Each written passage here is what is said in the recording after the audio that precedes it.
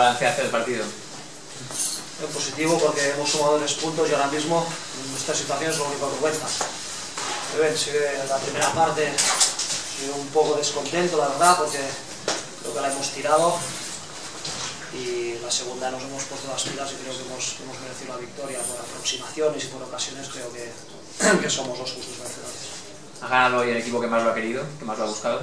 No, porque estoy seguro que el cliente haya querido aquí lo ganar, está claro. Pero bueno, ellos, su situación aún es peor que la nuestra, de mucho más nervios, y a veces jugar en casa no es fácil por la tensión, pero es un equipo que ha puesto tantas ganas como nosotros. Después del 1-0, el Team se ha cerrado totalmente en el campo y os ha entregado el dominio. ¿Eso lo habéis aprovechado? Sí. Ellos han visto con un gol. Es importante mantener la portería a cero en estas situaciones. Supongo que es lo que han buscado, pero bueno, pues hemos estado bastante bien. Hemos jugado prácticamente toda la segunda parte en su campo y eso nos ha permitido pues tener aproximaciones, y eso al final pues te hace tener ocasiones, que es de lo que se trata.